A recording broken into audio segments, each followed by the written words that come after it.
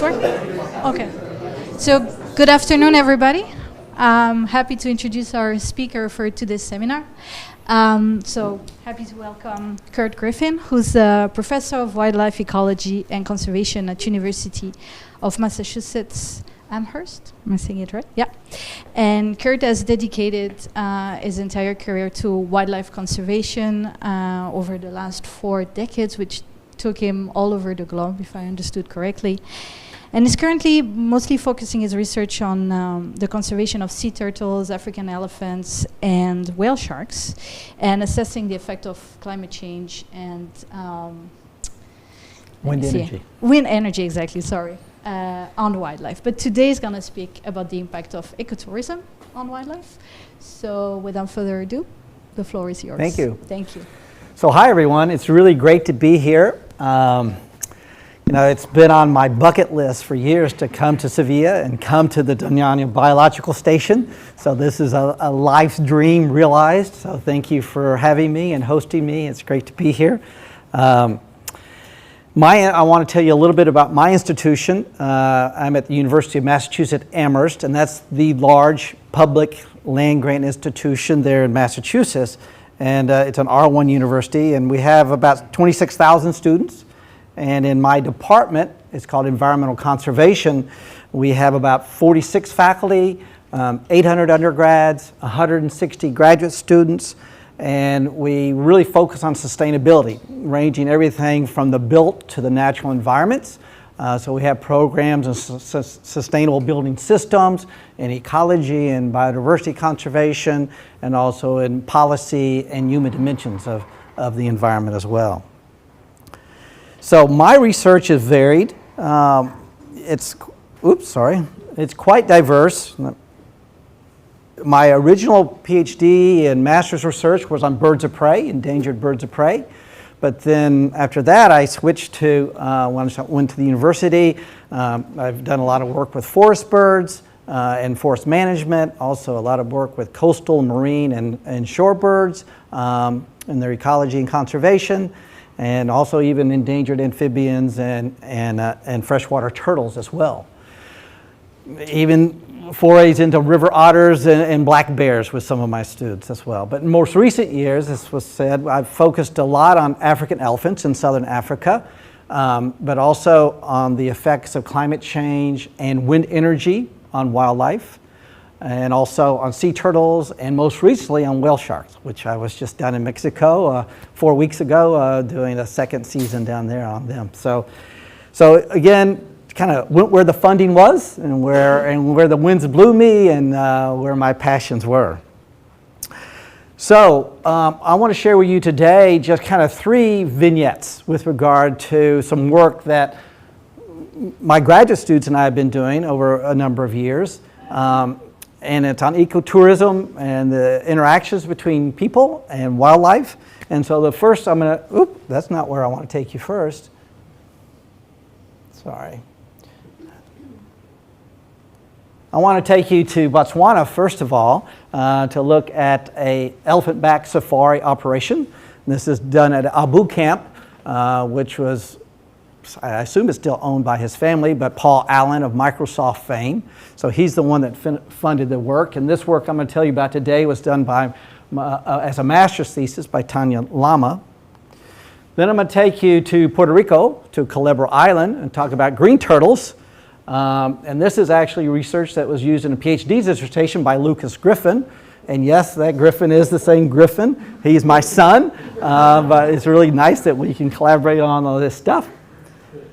And then I'm going to take you down to Mexico, to Isla Mujeres, to talk about whale sharks. And again, this is an ongoing project with my son. Again, it was a great fun to work with him. Someone asked me the other day, how's it working with your son? Do you conflict? I said, no, he's much smarter than me. So I just, whatever he says goes, right? So let's talk about, Botswana's elephant-back safaris. And this project was supported by the late Paul Allen. So The tourism industry, certainly in Botswana, is important. It's the second most important, but outdistanced greatly by the diamond industry there. And the elephant-back safari industry is a very small part of that ecotourism industry.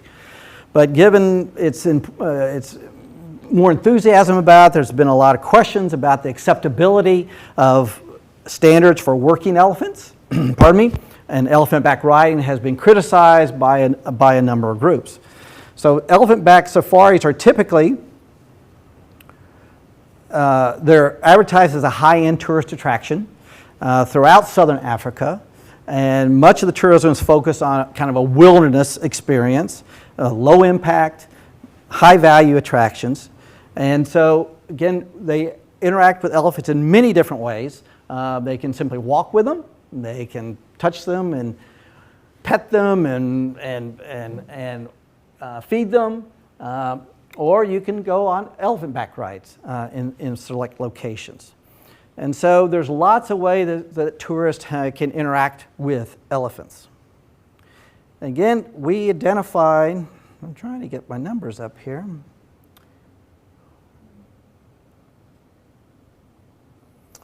So that's not what I want. So we identified something like 38 elephant-back elephant experience operations in southern Africa involving over 200 elephants that are semi-domesticated. And so we were interested in finding out, okay, what level of stress might be related to these activities. So again, we used the working elephant herd at Abu Camp, which is an extremely high-end tourist place in the Okavango Delta of northern Botswana. And our focus of study was we had 8 elephants that were shown here in black, which were part of the working herd, but you'll notice there's a couple of calves and they weren't ridden by anybody, and you had a couple of other adults, juvenile adults, that were not ridden by anybody as well. There were also 3 elephants that had been in the Abu herd that had been released back into the wild several years earlier. And then also there were a number of wild elephants through the concession as well. So these were our study animals with regard to studying the stress hormones for elephants. So we wanted to look at a couple of things with regards to this. We wanted to evaluate whether individual elephants express differential responses to different tourist activities. And then also we wanted to compare these stress levels exhibited by working and the ones that had been released back into the wild and to the wild elephants. Were these working elephants having higher or lower stress levels than the wild elephants, or these that had been released back into the wild? So essentially all of our covariant data that we used in the study came from a single source, and that was the elephant managers that were with the elephants on a daily basis. So they compile a daily record which details what activities the elephants participated in, how many tourists and handlers were in attendance, where the walking and riding activities came to and then from on the concession, the interactions between the working herd, the released herd, and also wild elephants, and any potential incidents.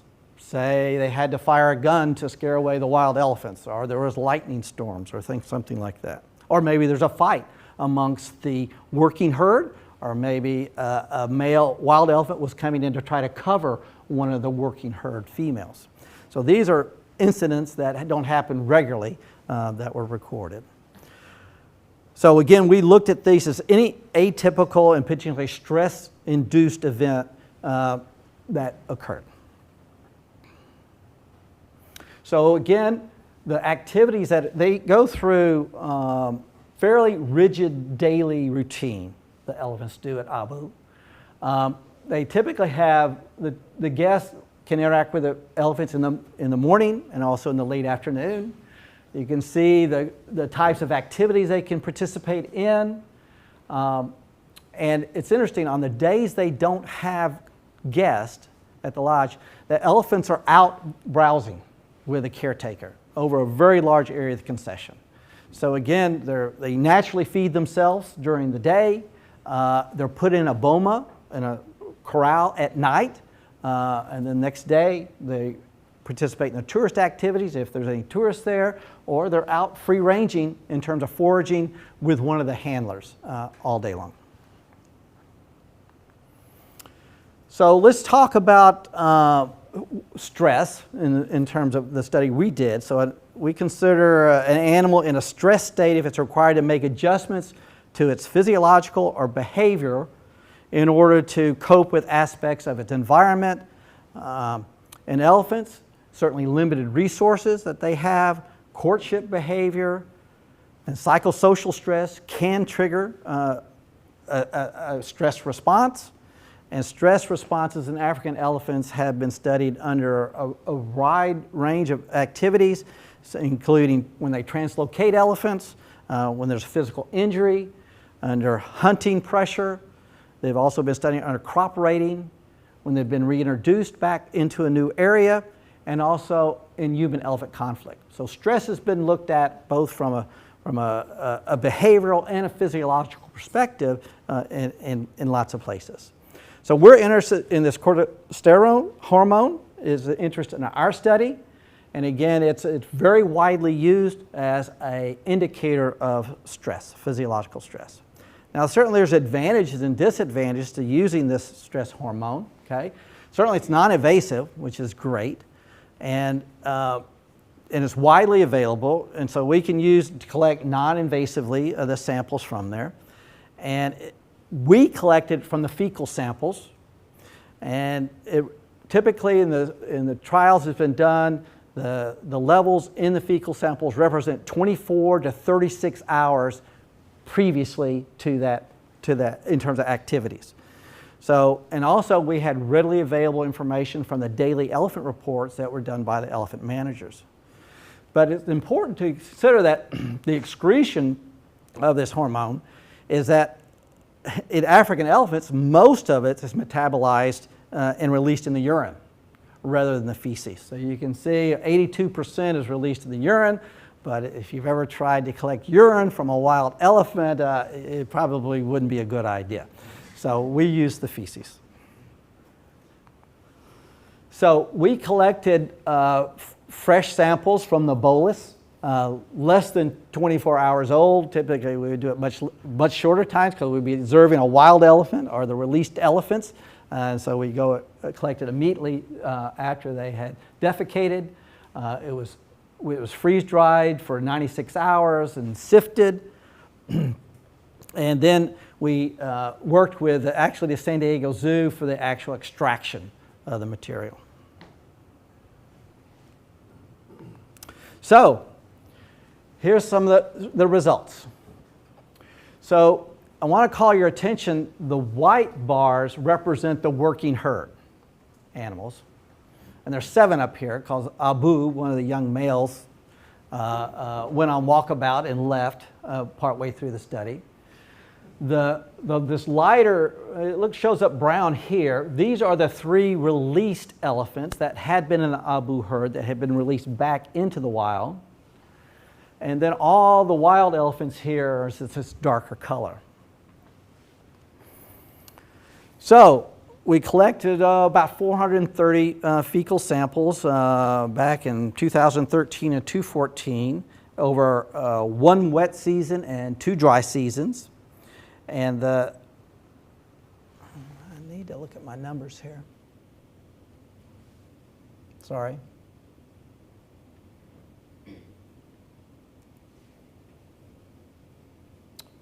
Well, I guess not. So anyway, what we found is that comparing the Abu herd, the working herd, with the released herd and the wild elephants, we found no differences in the levels, no significant difference in the levels of the stress hormones.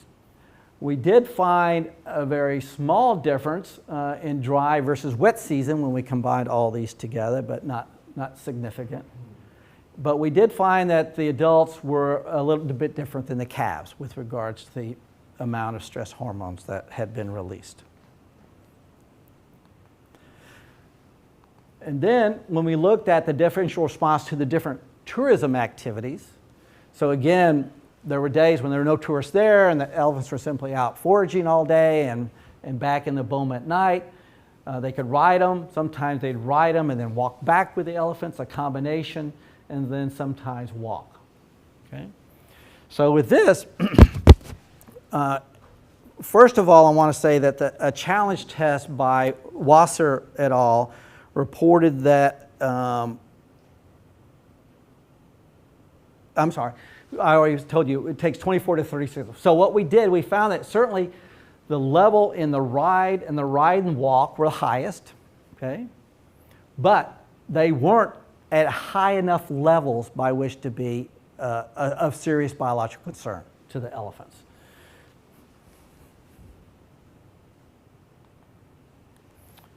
So, also as a part of this, so in the end we found that these levels of stress hormones were not very large.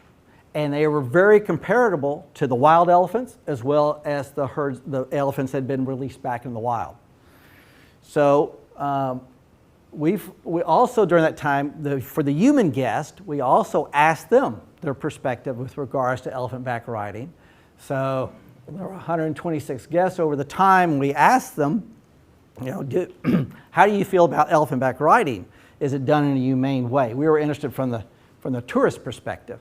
And they said, yeah, they thought everything was great, that it was handled well, and they found no objection to it. But their favorite part was to walk with the elephants, not to ride the elephants. So, you know, although the concentrations were relatively higher on days when ride and combined ride-walk activities occurred, it's really, these levels did not pose a serious effect with regards to the elephants. Now, it's interesting, but even back a year after we did this study, the Botswana government pulled all the permits for elephant back rides in Botswana. Although our study indicated it's not particularly overly stressful to them, they said that in order to reduce any potential stress to these animals, even though slight, they wanted to stop it. And that since then, this has been spread to Zimbabwe as well. I don't know in East Africa. Do you know in East Africa anything? Never heard of that. It's shocked that. Oh, that they do elephant back rides? Okay. Yeah. So essentially there's no elephant back rides now in South Africa, in Botswana, and also in Zimbabwe. I suspect it still maybe occurs somewhat in South Africa today. Okay, switching gears, let's get wet and go to Puerto Rico. So again, this is a project that looked at individual level behavioral responses of immature green turtles to snorkeler disturbance. So certainly when we think of marine ecotourism, we often think of opportunities for us to see these really cool, charismatic animals. Okay? But if you flip the lens, you'll always find that oftentimes that humans are in close proximity to these animals. And if a disturbance occurs, they can sometimes be very frequent and they could be severe. So animals may respond by avoidance or maybe habituation or attraction in some cases, or maybe a cryptic response with regard to, say, increased stress. So I'm going to show a little quick video clip of these manatees. Now this is in Florida, and just to give you an idea of kind of how dramatic these responses can be. So there was a loud noise, and the manatees dispersed out. And again, you can see that there's lots of tourists that are in there, snorkeling, canoes and kayaks, and so it's of concern. And again, with manatees, certainly they're under particular stress with regards to red algae blooms and other environmental stressors today as well. Okay, so our study here focused on the globally threatened green turtle. And following their oceanic phase, juvenile green turtles typically recruit to neritic zones, foraging grounds, and they shift to benthic feeding.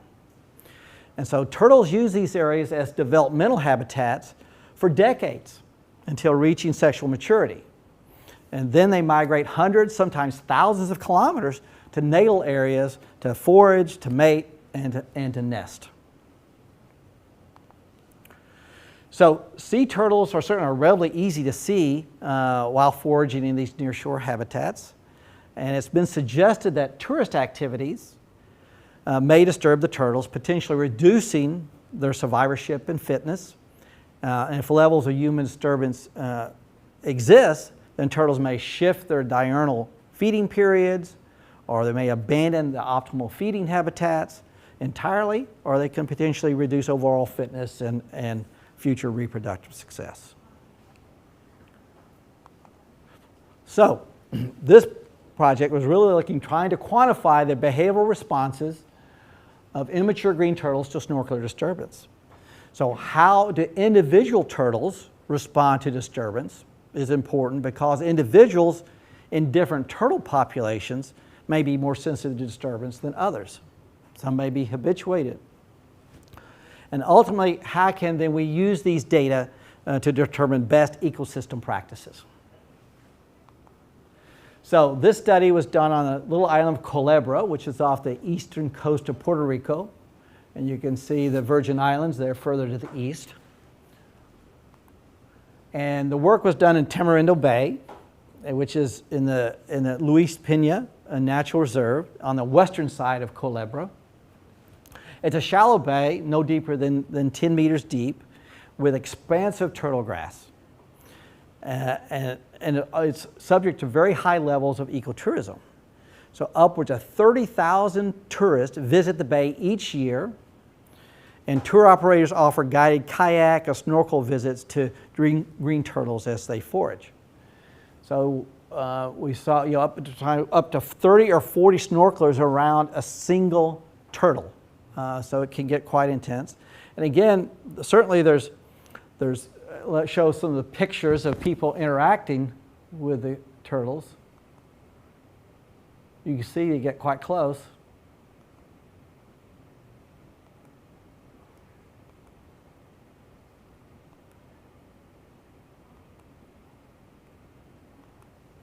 So certainly the authorities certainly tell people don't touch the turtles, don't use certain kind of suntan lotion in the bay and such like that.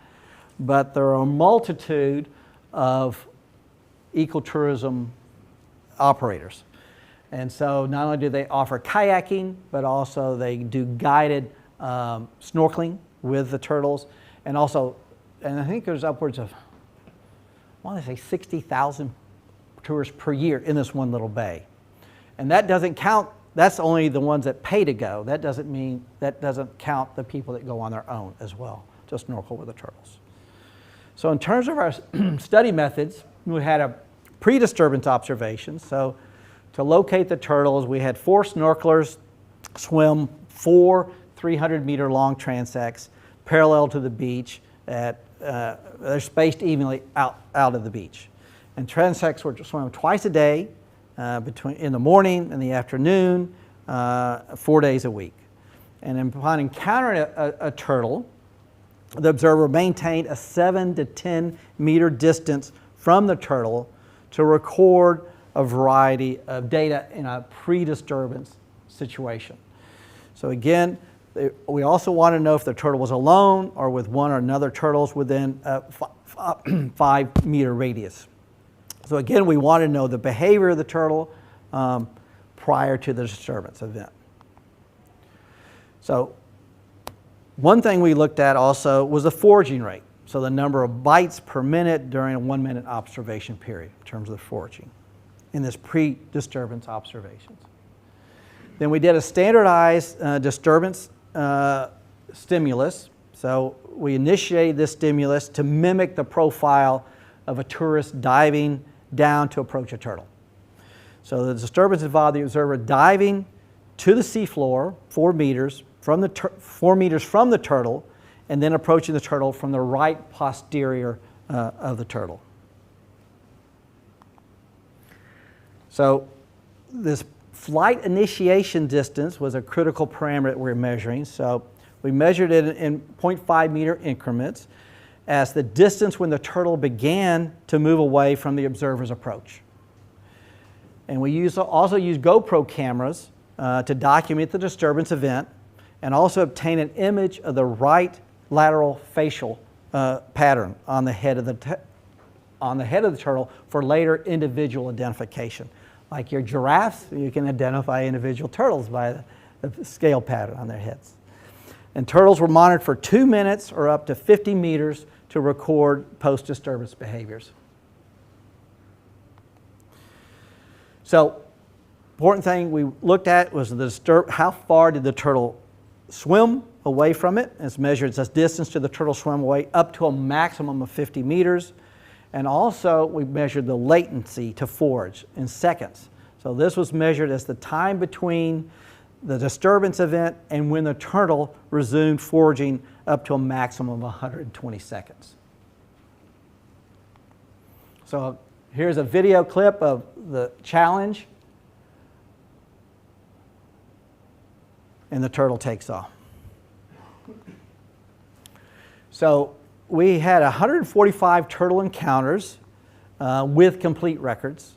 And so we're able to use video footage to identify 19 individual turtles from their unique facial scale patterns. So again, we reduced the disturbance, all the disturbance variables, into one significant principal component. So we had distance fled, latency to forage, this flight initiation distance when it first responded to the disturbance. Do they have an abrupt burst response, and flight to nearest neighbor? So these are all combined into a principal component analysis. And what we found is that it indicated a gradient between timid and bold individuals in response to the disturbance. So these negative values, and these are individual turtles, are attributed to lower levels of boldness, and the positive principal component scores are attributed to levels of higher boldness. So we classified the 9 turtles associated with the negative means as timid turtles, and the other 10 turtles associated with positive means as bold turtles. So also we wanted to know how variable it was between individuals. So we examined whether an individual's behavior was consistent across all repeated measures.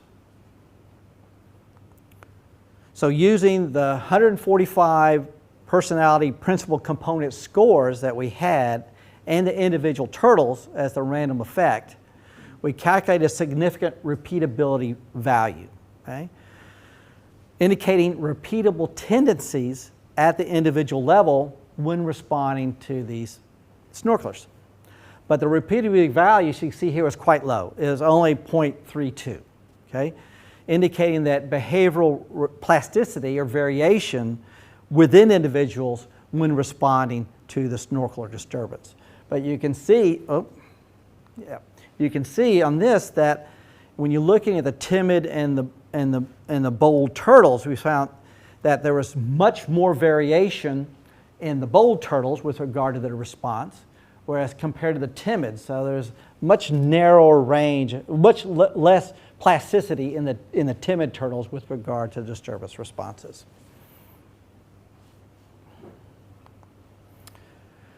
One thing we were especially interested in this study is this minimum turtle flight initiation distance, this FID. So of 192 observations expressed, we found that 90% of these flight initiations occurred at 3 meters or less. So this suggests that snorkelers should maintain a minimum of 3 meters from the turtles when they're snorkeling with them. However, we also recognize that turtles at other sites may be less habituated to snorkelers here, so potentially requiring greater minimum approach distances, because you just don't know how habituated they are in other sites. Okay, last vignette is I want to introduce you to the whale sharks of Isla Mujeres. And so again, this is an ongoing project. And we're really looking at the fine-scale effects of ecotourism disturbance on whale sharks. Again, this is a project that I'm doing with my son Lucas and a variety of other colleagues as well. So whale sharks, you know, they're global in terms of their distribution, at least in warmer oceans. And these red dots indicate the big aggregations of whale sharks around the world. And supposedly Qatar has one of the largest concentrations in the world. I've never been there. But here in Isla, just here off the Yucatan, you can see up to 400 whale sharks in a single day. So there's lots of whale sharks if you get the season right. So again, it's off the Yucatan Peninsula. Here's Cancun, which is the big tourist area. And Isla Mujeres is this small island just a couple of miles off the coast. I think it's only about 4 miles long, only a quarter mile wide, so it's quite a small area. But the whale sharks congregate there typically in large numbers in the summer. And so that's typically, the Mexican government restricts the ecotourism industry for whale sharks from mid-May to mid-September. The whale sharks are actually there longer, but that's when they've restricted the season. Typically, you have to go out 10, 15 miles off of Isla in order where these whale shark concentrations are. They don't come in close to shore. So you can see lots of boats and you can see lots of whale sharks. So the whale shark ecotourism industry has developed with 250 licensed tour operators today. 250 are licensed to take guests out, okay? And they generate in excess of $14 million per year with over 60,000 tourists participating in that kind of 4-month period. The government restricts whale shark tours, again, primarily during the summer. Typically, the way it works is that each licensed boat can take no more than 10 guests out on the boat. No more than 2 guests can be in the water at any one time from any one boat, and they have to be with a guide from that boat.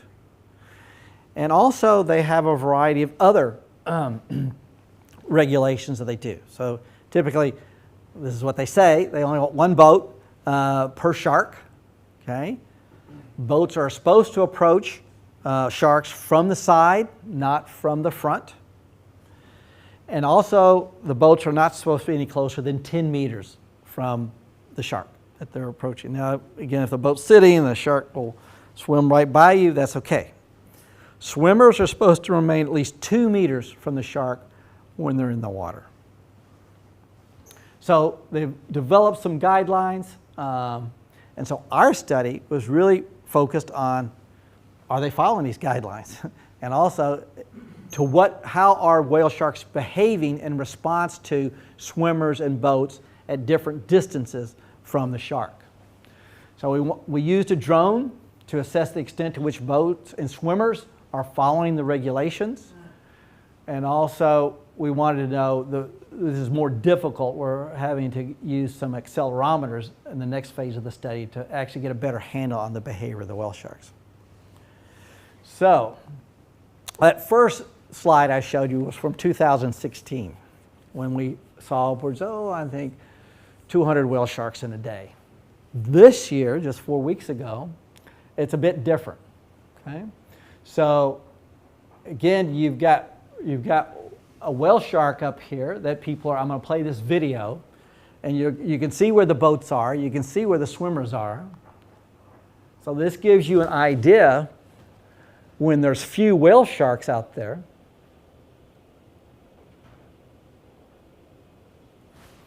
So it's right here.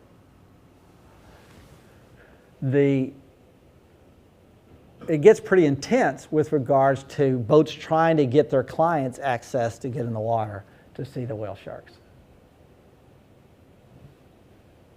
And you can see there's a whole host of boats that are lined up waiting to get their clients access to get in the water with the whale sharks.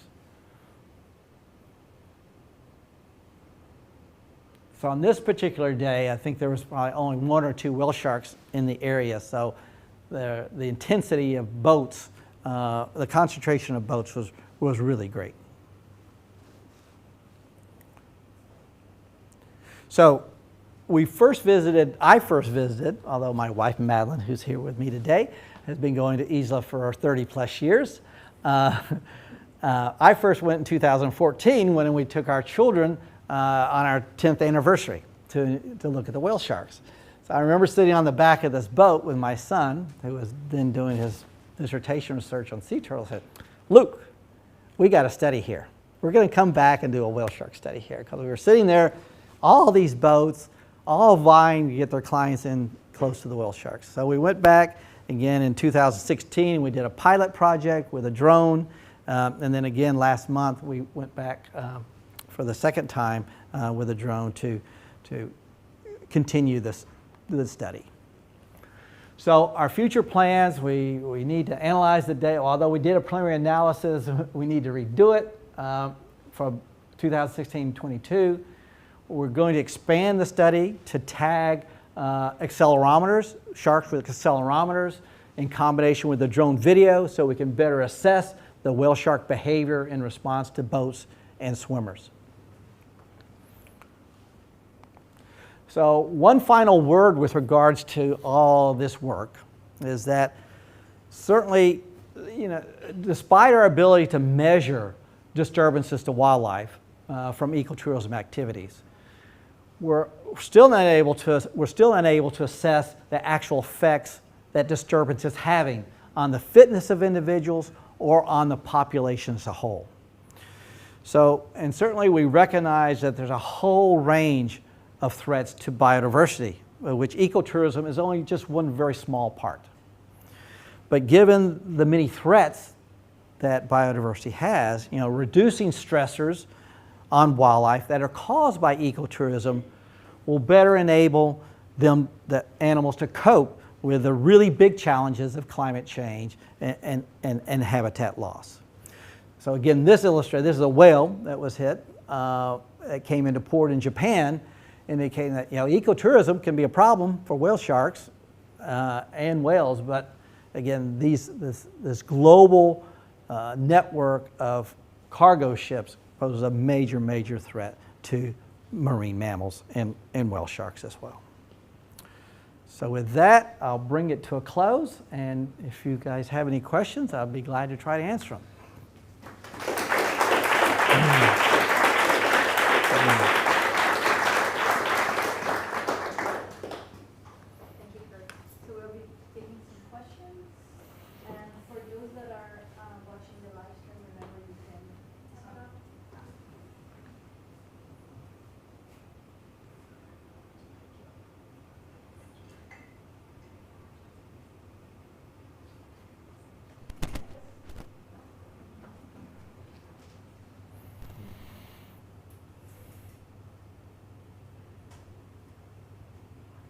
I can repeat the question too if you want to ask.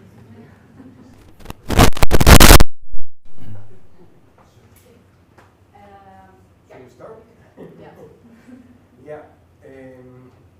Okay. To what degree do you think that ecotourism can really be a conservation tool? Because it feels that it's only suitable for some very special cases, for some very specific species, in some very general cases, but not something very general.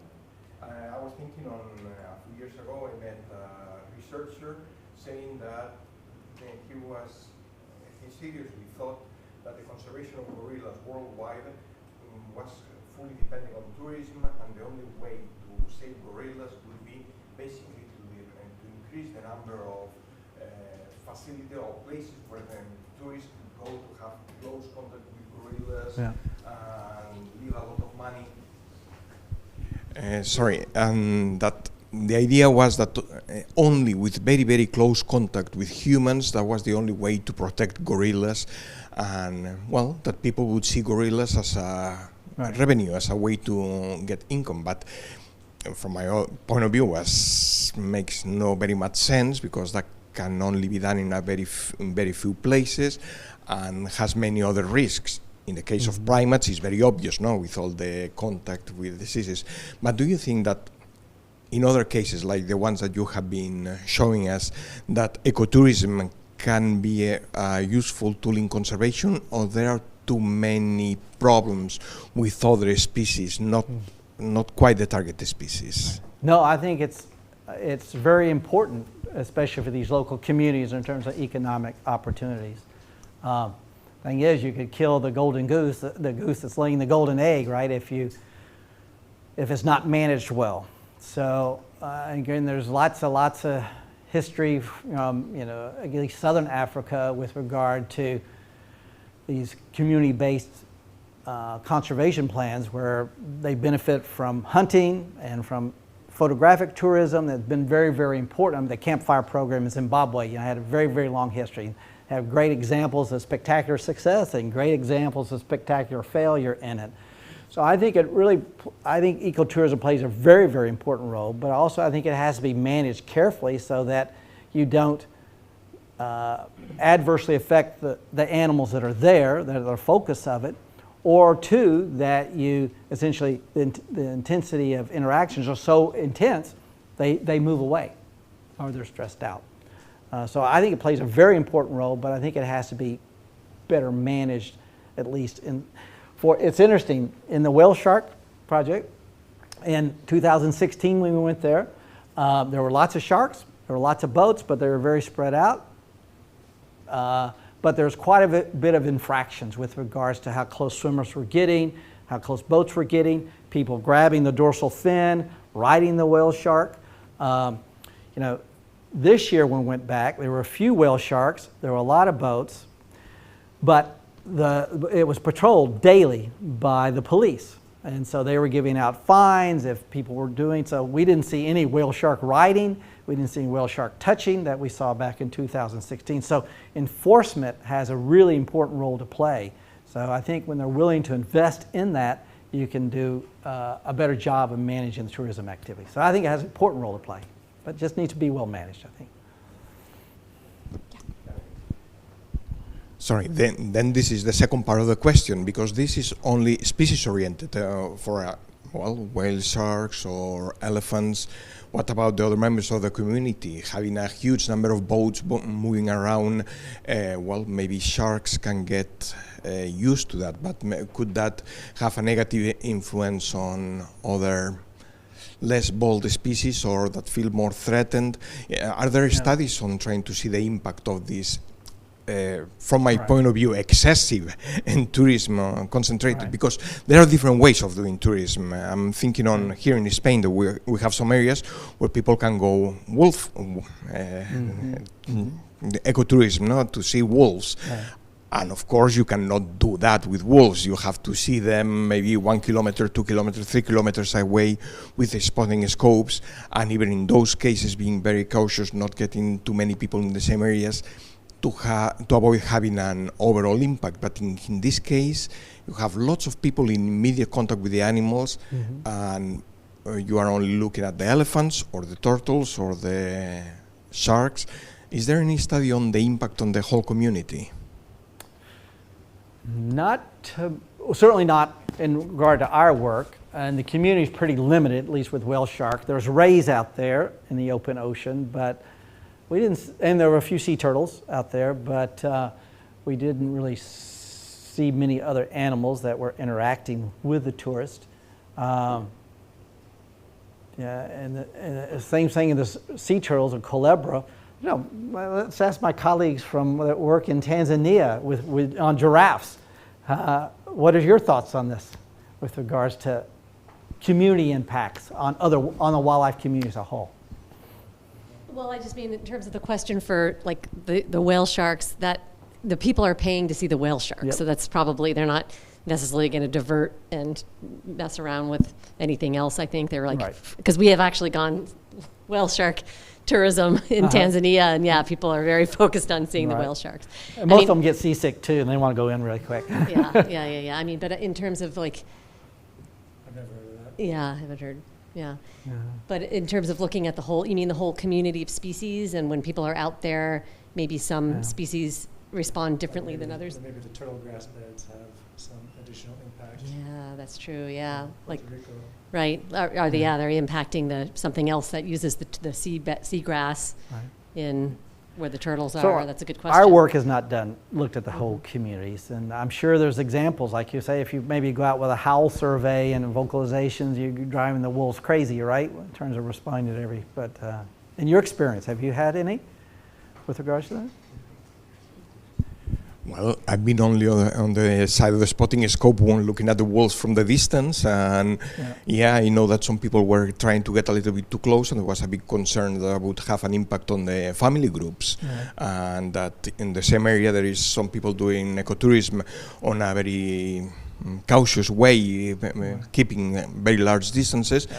We are talking about kilometers away with spotting scopes, and on people getting just hundreds of meters away that are, well, there is a concern that they could be disturbing family groups and pups. So I think it's another way of doing ecotourism. It's very much further away from this. And the emphasis is more on communities. I guess it's a different way of looking at it. Of course, the biggest challenge is making sure the revenue from these ecotourism really filter down into the communities, the local communities benefit from it. I think that's been a bigger issue oftentimes, that wealth has not been shared by the people that are charged with conserving those systems. So it's the operators. So we have another question, but I wanted to remind those watching the live stream that you can also type your questions there. Thanks, Curt, for your talk.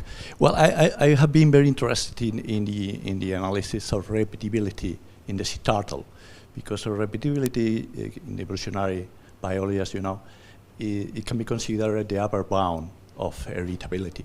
So it's regarding, has to say something about the genetic basis of the behavior, because this may be important because animals can adapt in some way, or at least to face the contact with human tourists. But I don't know, I don't remember. I think the value was very low, probably not significant. I'm not sure. Are we talking about the elephant work? The repeatability. Yes. The repeatability value. So the idea is, yes, what's about this possibility of the animal can learn or can adapt or can evolve in some way by using these repeatability estimates to face the impact of humans, tourists? What's your opinion?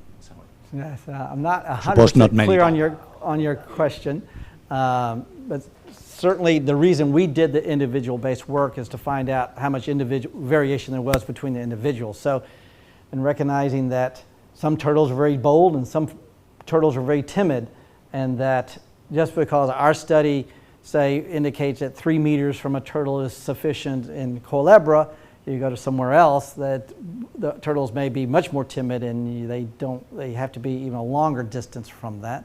But again, it seems we don't know anything about the movement of turtles in and out of that Tamarindo Bay. So we don't know if they've been there repeatedly for years and years and they've got habituated to that or not. So we don't know the source of these turtles. Selection, survival. Right, exactly. Those may be the ones that are just most tolerant, right? Right. So we just don't know. So, but I mean, as we are individuals, they are individuals, right? So I think we lose track of that with wild animals. We think they're all the same, but they're not. So I'm going to read out some questions that were posted to the chat. So Jennifer Leonard says, thank you, really interesting talk. She's got a couple of questions. I'll start with one on whale sharks. So she's interested, you said that there was this massive decline in the number of whale sharks that you saw in 2016 and then again in this year, right? Was that just a fluke bad day, or is there a documented decline? We don't know. In terms of talking to my colleague, Raphael, who's had 25 years of experience with whale sharks there off of Isla, he did not seem concerned that we were 2 weeks earlier this year than we had been in 2016 in terms season-wise. So, and we were there just 10 days. And so will there be more whale sharks coming in later in the summer or not? We don't know. But at least Raphael didn't seem overly concerned with regards to our seeing fewer sharks this year than previously in 2016. But I don't have the answer to that. And of course, they're notoriously difficult to survey, right? Because you go and you have this concentration of whale sharks and you have all these boats, but it's a big ocean. You don't know where all the other concentrations are because they don't have spotting planes or things like that that can do region-wide surveys of them. So. Okay, and then Jennifer had another question on the elephant project. So she's interested in the numbers of wild animals compared to domestic animals. So were they balanced, and were you able to identify the wild animals, or? We were not able, let's see, I'm trying to remember.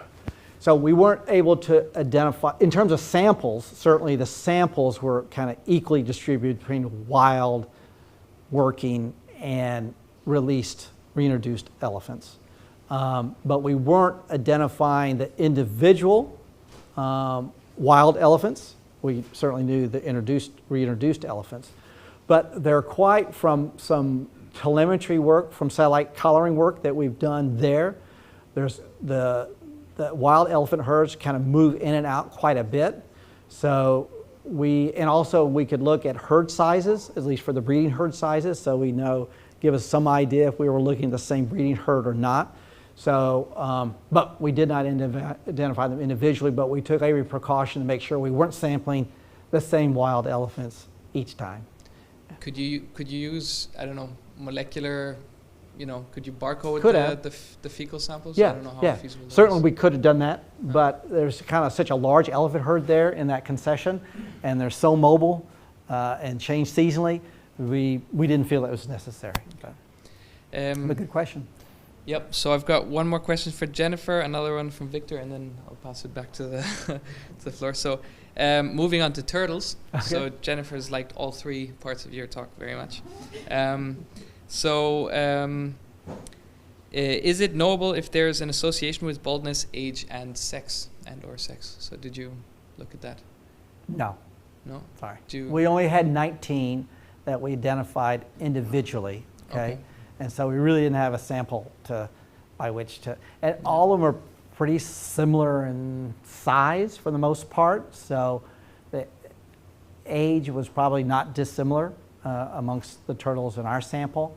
But no, we didn't look at that. All right. Okay. So one more question from Victor in the chat, Victor Baranov. So he was very interested about your comment on the wealth sharing, and he's asking whether any of the initiatives of benefit sharing in ecotourism are similar or similar to the Nagoya Protocol are showing any fruit. So Nagoya Protocol, if I recall, is that it's the wealth. I mean, what is it? Financial gain from products has to stay in the country, right? So certainly only Mexican citizens are allowed to register for whale shark permits. So certainly that stays there. But there is certainly a concern. I know, again, our colleague there said, one person may have 5 or 6 boats and have 5 or 6 licenses. And so I don't know how well it's distributed across widely. I suspect that some individuals dominate the permit over others there, but we haven't done that work to know. Hi, thank you for your talk. So this is a bit of an emerging field that's coming up after COVID.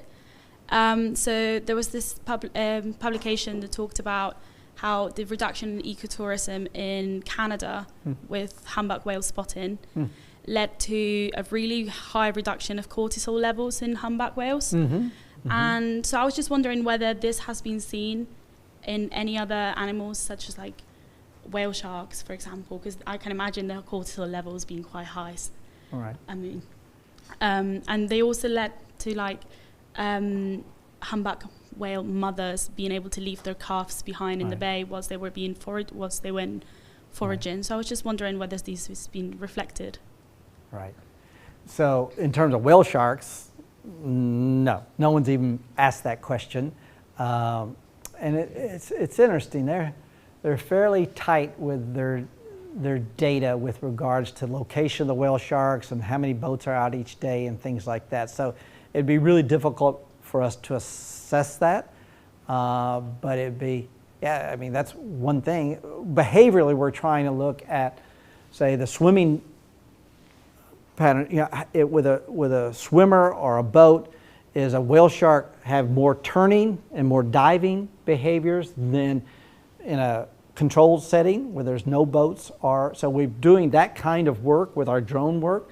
But the thing is, oftentimes, that's why we need to go to the accelerometer, because because whale sharks, you know, they're kind of always going like this everywhere. So we don't know if that's natural, if the boat or the swimmers are causing that whale shark to turn, or if they do it naturally, right?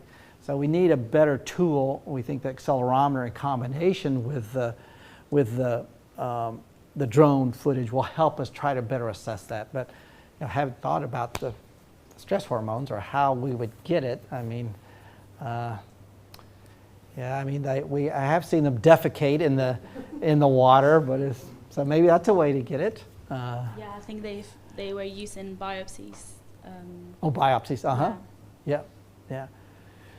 So yeah, I don't know. I haven't looked into that for whale sharks. So sorry.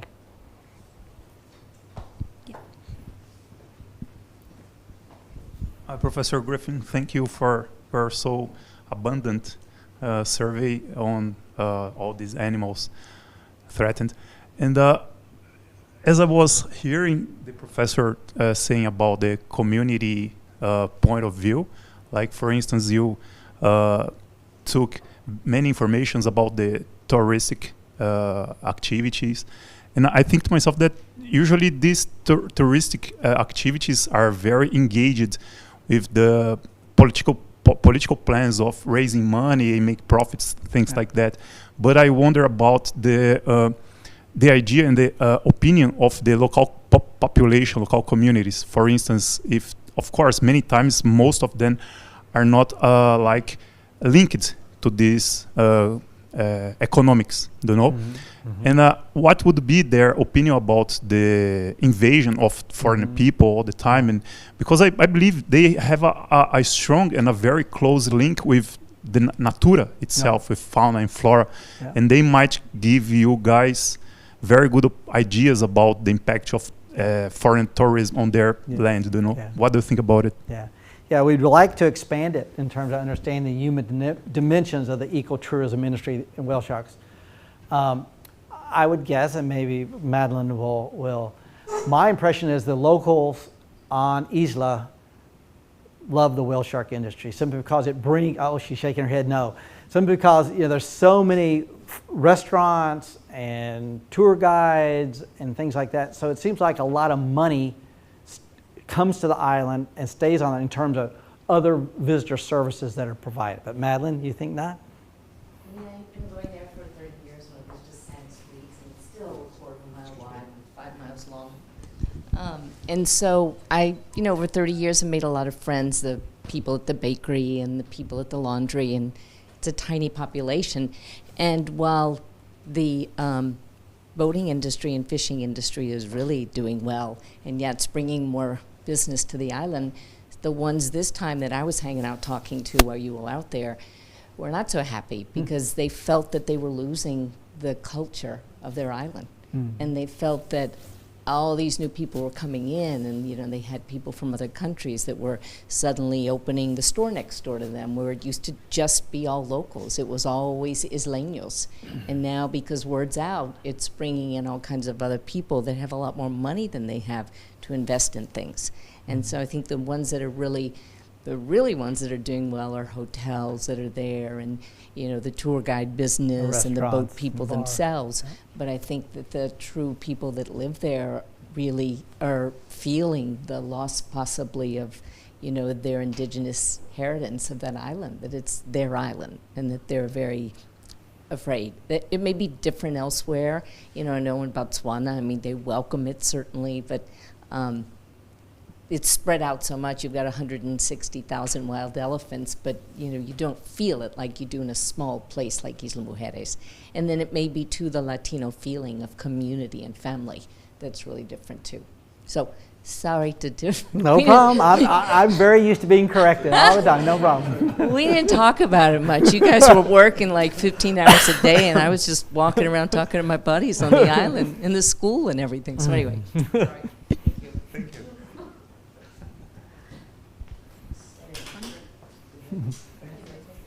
Yeah, that was really excellent, fascinating, and thanks for the good work. So I had two quick questions about the elephant portion. I was curious as to where the pool of like semi-domesticated ridden elephants, where did they come from? Were they taken from the wild, or were they like raised in a captive situation, something like this? So what's their background? Mm-hmm. And then the other question I have is about what are the for the wild elephants that don't come into the BOEM every night, what is there poaching, are there threats like that mm-hmm. might be causing stress, outside, away from the camp? So what would be, things so that they might be. Second question first. Botswana, is a real success story with regard to Africa, and they invest heavily in anti-poaching, and it's done through the military there. And so back in 2015 and 16, Paul Allen funded a Pan-African aerial survey that we conducted with my former graduate student, Mike Chase. So we flew surveys across 19 countries, over 90% of the savanna, the habitat for savanna elephants. And so as part of that study, we also surveyed carcasses, so we could get a level of poaching that had been occurred, because the tusks would be gone and such like that. So again, Botswana is one of the shining examples of where the government has invested heavily in conservation and anti-poaching. So certainly it does occur, but it's such a massive area that, and a low human population, it hasn't been nearly as big a problem as it has been in many other African countries. So at least in Botswana, with a few exceptions, maybe up near the Zimbabwe, Angola, Zambia border, poaching pressure is not very great, and so I don't think elephants are stressed at all. With regard to the source, the original person that established Abu Camp, I forget his name, he was quite a character. He originally brought former circus elephants from the U.S. to East Africa on a boat. They wouldn't let him land. He went around to South Africa. They let him land. He led them up to Botswana and established this camp. And that was the original source, the Abu herd. A few of them have had young, but also orphans would be given to Abu Camp, or the wild elephants would sometimes bring an orphaned calf in, I've been told. So those are the sources of the evidence. People, I mean, it's not, they weren't like captured and No. They weren't captured and brought in. They were either born there, or they were brought in as orphans by the Wildlife Authority, or the wild elephants would sometimes bring an orphan calf in too, I was told. So we unfortunately passed the Sure. 2 o'clock mark. But I want you to thank you again, Curt, for My pleasure. This talk. And if you're still up for it, we suggested to go to Manuela actually to grab lunch. So if people Great. still have questions or want to chat, you're welcome to join us. Thank you so much. That's it. Nice to have you here.